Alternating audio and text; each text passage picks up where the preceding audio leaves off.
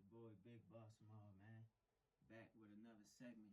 Honestly, we gonna be doing a soft introduction of what I got to offer for the next couple of years to come. So we starting this podcast, on a new note.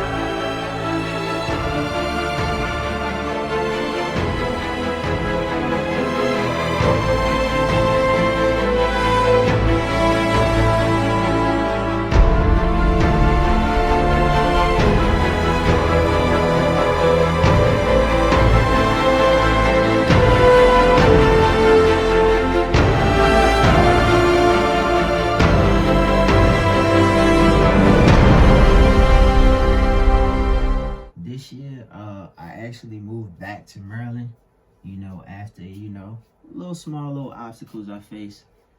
Things ain't work out the way I would have liked it to, but I look at it as I'm a hustler. Anything I lose, I can get back. You feel me?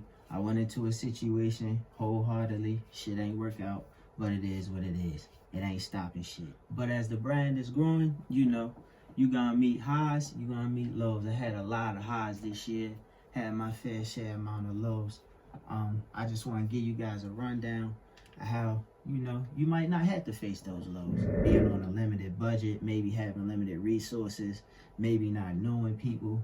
But I look at it as you gotta put yourself out there and you gotta do the research. Cause it's a lot of things out here, depending on what area you in, where you live at, you just gotta travel and make yourself accessible to these basically to these products or to these resources you need. You gotta travel. You can even get this shit delivered to you, but you just gotta find a solution to every problem you have, and don't take it so hard on yourself. Just be nice to yourself and make sure you stay consistent with whatever you got going. My brand, my clothing brand has been doing well. I've been doing pretty good as far as like selling merchandise, selling accessories, cutting sew pieces, and just doing a lot of good things, man. My brand has grown from me just printing on t-shirts or me just printing on sweatpants and doing screen printing and shit on, basically already pre-made blanks.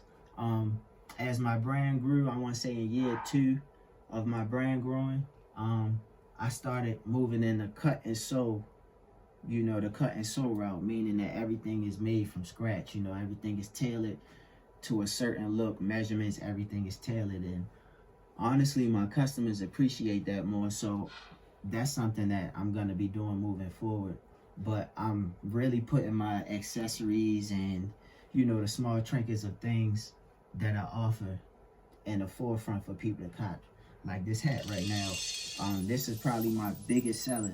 Not this colorway, just the hat in general. So I'm moving on to bigger, I'm moving on to the small accessories because that's what people come to me for, Like you see the pins, I call them cat jewelry. A lot of people, it's just a concept that me and my lead designer came up with, and he told me I should stick with it, and I'm following the lead. So I'm doing well with it, Sometimes you gotta take it one step at a time. Having a budget constraint can really deter you from even wanting to do anything.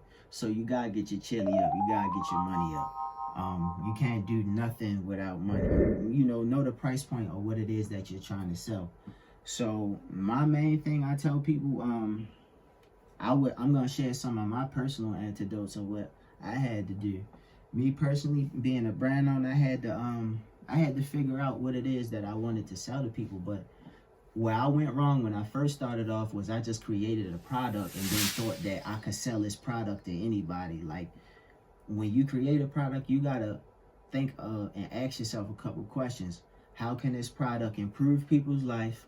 Why should people buy this product? And what's so good about this product? Those are the main things you want to ask yourself whenever creating anything.